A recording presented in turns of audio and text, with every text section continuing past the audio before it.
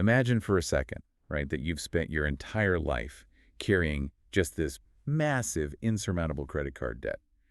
And we're not talking about a couple of bad months of overspending here. No, you mean like a crushing generational type of debt. Exactly. The kind where the interest alone just eats up every single cent you earn.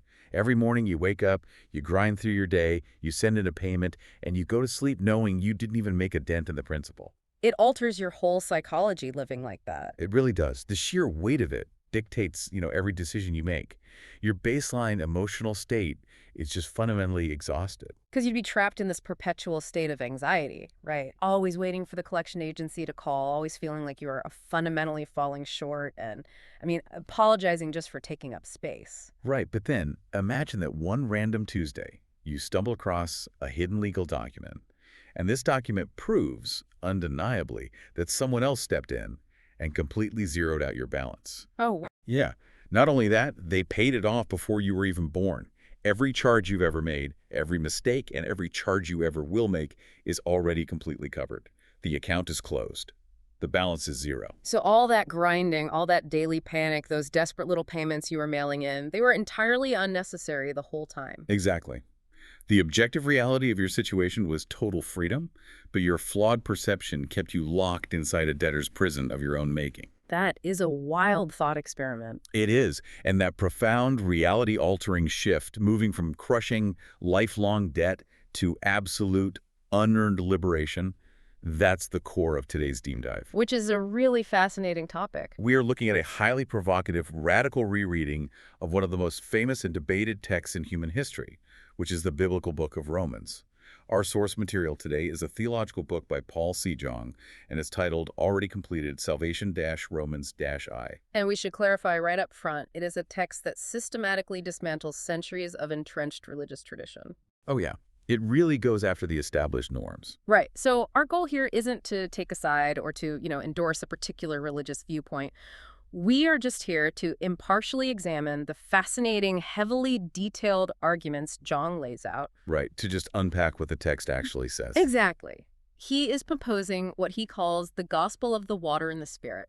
And it's a framework he claims completely solves that guilt and fear that so many believers carry around daily. And he does this by completely tearing down some very mainstream doctrines. Specifically, he goes after the ideas of daily repentance and gradual sanctification. Which are huge pillars in modern Christianity. Massive. But to understand how this massive spiritual debt was supposedly zeroed out, we have to look at an event that Zhang argues is almost entirely overlooked, or at least deeply misunderstood by modern religion. We have to go to the Jordan River. We do. If the debt is gone, we need to look at the specific historical mechanics of how Zhang claims the transaction actually went down. Because Zhang insists that the gospel cannot be viewed merely as a human philosophy or a moral compass or just a nice set of guidelines for being a good person. Right. It's not just a self-help concept. No, he says it is a completed, concrete historical event. He grounds this by pointing heavily to Jesus's physical lineage to King David. So the physical reality is really important here. Extremely. Jesus wasn't a phantom or an abstract idea, right? He was a flesh and blood human being with a legal and physical bloodline. And this physical reality is crucial because, in Zhang's framework, the core mechanism of salvation is a twofold physical process. The twofold process. Right. It's the baptism, which he calls the water, and the cross, which is the blood. Let's pause right there because this is where Zhang takes a massive left turn away from what you typically hear in like a modern church service. He really diverges here. Because mainstream Christianity focuses almost entirely on the cross and the blood. I mean, you see crosses on buildings, people wear them as necklaces. It is the universal symbol. Yeah, the water is usually treated as a sort of secondary symbolic thing. Exactly. But Zhang argues that you cannot legally or logically understand the cross without first understanding the water. The baptism. He claims that when John the Baptist was baptizing Jesus, it wasn't just a symbolic washing or a nice public declaration of faith. So what was it, according to the text? Well, he says John the Baptist was acting as the final Old Testament high priest. Okay, wait. To grasp the gravity of that claim, we have to look at the historical mechanics of the Old Testament sacrificial system, right? Specifically, the Day of Atonement. Yes, because in ancient Israel, sins weren't just forgiven by God waving a magic wand. Right, there was no magic wand. It was highly procedural. There was a strict legal protocol. A high priest, who crucially had to be from the specific lineage of Aaron, would take a live animal, usually a goat, the scapegoat. Ah, the scapegoat. Right. The high priest would physically lay his hands on the head of the animal and confess all the sins of the Israelites. And through that physical act of laying on hands, the sins were legally and literally transferred from the people onto the animal. So it's a literal transfer of the burden. Exactly. Only then could the animal be sacrificed to pay the penalty. So the transfer of guilt had to happen before the punishment. That's the legal order of operations, yeah. And John connects this ancient legal requirement directly to John the Baptist.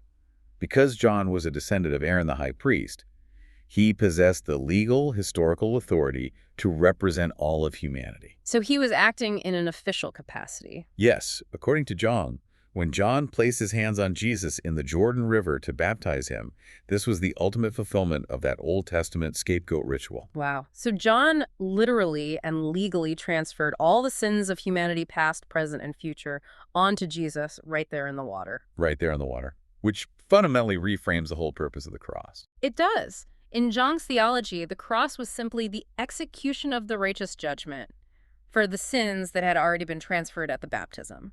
You know, I was trying to wrap my head around the sheer scale of this paradigm shift, and I kept coming back to a legal analogy. Okay, let's hear it. If the cross is the execution of a sentence, the baptism is the trial where the guilt was legally transferred to the defendant. That makes perfect sense. So believing only in the cross is like knowing the terrible punishment happened, but completely missing the trial. You're missing the legal procedure of how the defendant got charged with the crime in the first place. You can't just execute someone without a trial. And without that trial, without the baptism legally transferring the guilt, the execution on the cross would be legally unjust. God would be arbitrarily punishing an innocent man. Which would go against the whole idea of divine justice. Exactly. What's fascinating here is how Jung ties this to the concept of the righteousness of God. God's justice is portrayed as mathematically absolute. Mathematically absolute. I like that phrasing. Yeah, he cannot simply ignore sin, but he also cannot punish the innocent. So the transfer of sin had to be a formal, legal, historical act, the water, to make the punishment on the cross, the blood, mathematically and legally sound. So there are two halves of the same equation. Right. That perfect alignment of transferring the guilt and then executing the judgment is the only way God could be perfectly just while also saving humanity. But, okay, if this debt is legally zeroed out and the math is perfectly sound, it begs a massive psychological question. Which is? Why do so many believers still live like they're drowning in spiritual debt? Why do people still act like they owe the bank? That is a million-dollar question. And this brings us to Jung's incredibly sharp critique of legalistic religion. He is just relentless in pointing out the psychological burden that modern religion places on people. Oh, he draws a really direct parallel between ancient religious practices and modern ones. How so? Well, ancient Jews, he notes, relied on strict adherence to the law and physical markers, like circumcision, to earn favor with God.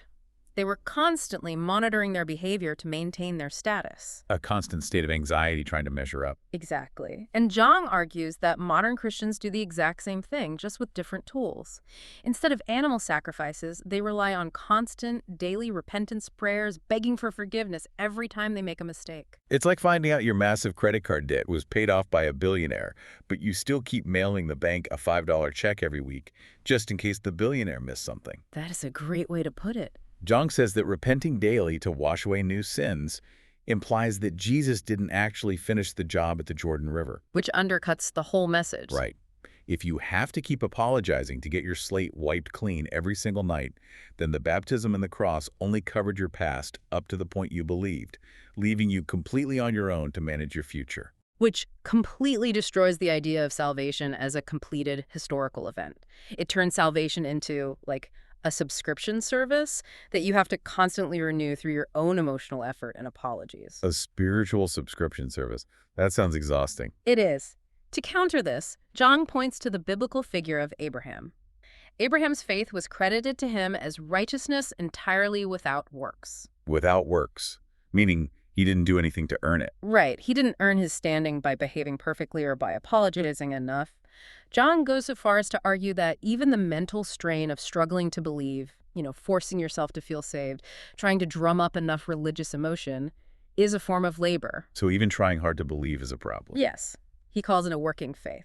And he asserts that God rejects this working faith because it still relies on human effort rather than resting in God's completed action. I really want to emphasize this concept of working faith because Jong uses a brilliant analogy here that directly targets how our minds work. Oh, the gold ring analogy? Yes, the 14-karat gold ring. If someone hands you a 14-karat gold ring, you don't put it on and start sweating, pacing the room, chanting to yourself, I must believe it's 14 karat. I have to force my heart to truly believe it's 14 karat. No, you look ridiculous. Exactly. You just acknowledge the objective fact. It simply is 14 karat gold. You wear it. You just accept the reality of the object. Think about how exhausting it is when you try to force yourself to feel a certain way. Zhang is arguing that if you are sweating to prove your faith, you're missing the point entirely. Forcing yourself to believe is actually a glaring symptom that you don't truly believe the fact is real. This touches on a profound reality about human psychology that extends way beyond theology. It's just human nature. It is.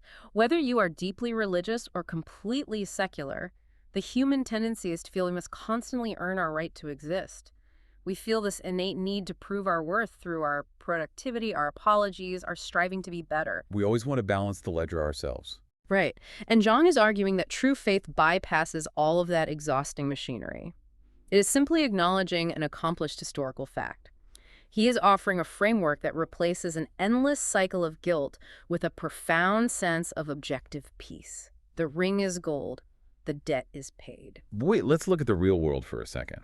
If we don't need to gradually earn our status, and we aren't supposed to be issuing daily apologies for our mistakes, how does Jung explain the fact that humans are still so obviously flawed? It's a fair question. I mean, you can accept a historical fact all day long, but you're still going to lose your temper in traffic. You're still going to be selfish. You're still going to hurt people. How does this framework deal with the messy reality of being human? Zhang addresses this by zooming out and looking at humanity through the lens of two overarching representatives, Adam and Jesus. Okay, Adam and Jesus. He argues that sin entered the human bloodline through one man, Adam. Because of that original fracture, humanity inherited a fundamental status. We're all, in his words, seeds of sin from birth. Seeds of sin. Yeah. Our sinful nature isn't just a collection of the bad things we do on a Tuesday. It's an inherited foundational state of being. We are born into the debt before we ever make a single purchase. Okay, so if we inherit the debt and the flawed nature from one representative without having a choice in the matter, the logic follows that we can inherit the zeroed-out balance from another representative. Precisely the argument. We are saved by one man's total obedience. Jesus taking the sins via the baptism and paying the price on the cross. It's a one-for-all transfer. Exactly. Because the status of sinner was inherited by birth, the status of righteous is inherited by faith in that second representative. And this leads Zhang to fiercely reject one of the most common ideas in modern religion, which is the doctrine of sanctification. Yes, he has no patience for it. For those who aren't familiar with the term, progressive sanctification is the idea that over time, through prayer, going to church, good works, and constant repentance, you gradually become a holier, better person. You slowly climb a ladder of morality. And Zhang throws that ladder completely out the window. He really does. He asserts that believers are made perfectly sinless immediately upon accepting the gospel of the water and the Spirit. He treats the doctrine of progressive sanctification as a dangerous illusion. Why dangerous? In his view, it's a human-made theory that keeps people permanently trapped in guilt because they will inevitably fail to become perfectly holy on their own. The ladder is infinite, and you will always slip. But again, I have to push back on the practicality of this. Zhang says believers are perfectly sinless. That sounds entirely disconnected from reality. I know, it sounds like a contradiction. How can a person be perfectly sinless while simultaneously yelling at their kids or lying to their boss? Does he think believers just magically stop behaving badly? Well, a surface reading might make it seem that way, but Zhang makes a vital, deeply philosophical distinction between the flesh and the spirit. Okay, flesh and spirit. Break that down. This is how he reconciles the perfection of salvation with the imperfection of daily life. Zhang argues that the flesh, which encompasses our physical bodies, our human nature, our biological impulses, our brains, is fundamentally weak. So the flesh is just intrinsically flawed. Yes, the flesh will absolutely continue to make mistakes, harbor bad thoughts, and commit sins until the day it dies. We are trapped in this physical, temporal reality. Okay, so the physical body is still a mess. Where does the perfectly sinless part come in? It comes in with the spirit. The spirit, the core of who we are before God, is permanently saved and perfectly sinless. But how does that work if the body is still sinning? Because Jesus didn't just take the sins you committed up until you believed. At the Jordan River 2,000 years ago, Jesus took the future mistakes of your flesh as well. Oh, wow. Right. The sins you will commit tomorrow were already transferred and paid for. Your spirit remains entirely unaffected by the daily stumbling of your physical body. That is a staggering way to divide the human experience. It's a true dual reality. The physical ledger, our daily actions, is still full of red ink, but the spiritual ledger is permanently locked and perfectly clean. Exactly. It's a locked ledger. But that brings up a really practical question. What is the protocol when a person inevitably messes up? If I do something wrong and I'm not supposed to pray repentance prayers to get clean again, what do I actually do? Just ignore it. Not at all. Jung makes a very sharp distinction between begging for forgiveness and simply confessing. What's the difference in his view? Well, when believers confess their sins under this framework, it's not to beg God for a new, fresh batch of forgiveness. They aren't asking God to re-zero the balance because they messed up the math. Because it's already zeroed out. Right. Instead, they are acknowledging their physical weakness. They are admitting, yes, my flesh just failed again. But then instead of spiraling into guilt, they immediately express profound gratitude that this specific ugly sin they just committed was already transferred at the Jordan River and paid for on the cross. Oh, I see. So it's the difference between a child cowering in a corner saying, please, please forgive me for breaking this vase. Please don't kick me out of the house, versus saying, I broke the vase because I was careless, but thank you for already covering the cost of it before I even dropped it. That shifts the entire emotional landscape of a person's life. It totally does. It moves the needle from a constant low-level fear of punishment to a state of immense secure gratitude. It takes the pressure entirely off the individual's daily performance and places it entirely on the historical transaction that has already been completed. Think about how radically that changes your internal monologue. It's the ultimate argument against legalism. Legalism, by its very nature, requires you to maintain your own salvation through continuous effort. Keep running on the treadmill. Exactly. But the gospel of the water and the spirit, as Jung interprets it, requires you to completely cease your own efforts and simply rest in the effort that was already expended on your behalf. Man. Well, let's bring this deep dive to a close. We've unpacked a massive paradigm shift today. Paul C. Jong's interpretation of Romans shifts the entire focus of salvation away from exhausting human effort. It's a complete 180. It is. He dismantles legalism, he removes the heavy burden of daily repentance, and he shatters the endless striving to become progressively holy. Instead, he places the weight of human salvation entirely on a completed historical transaction. Jesus legally taking the sins of humanity via the water of baptism and paying the ultimate penalty for them via the blood on the cross. It is a theological framework that demands a complete reevaluation of how one relates to the concept of the divine. For sure. And the relevance of this to you, the listener, whether you view this purely through a theological lens or looking at the profound psychological implications, is hard to overstate.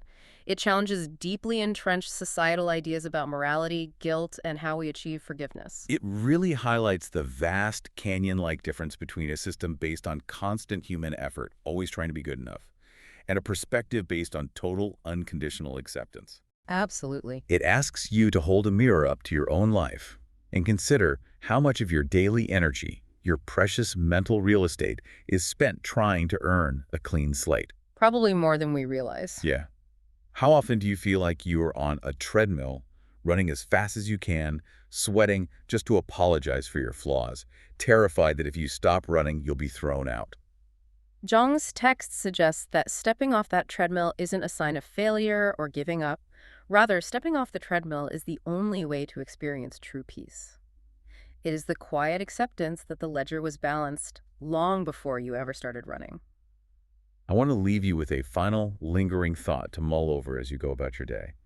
Let's go back to that crushing credit card debt analogy from the very beginning. Okay. If you were truly convinced, down to your bones, without a shadow of doubt, that a system guaranteed total, unconditional forgiveness for your past, your present, and all your future mistakes? Does that fundamentally change human motivation? That's the real question. Do we, as flawed, messy people, ultimately behave better and treat each other more kindly out of a profound burden-free gratitude? Or do we secretly need the constant looming fear of punishment to keep us in line? Think about that massive lifelong debt and imagine what you would actually do with your life if you suddenly realized you owed absolutely nothing.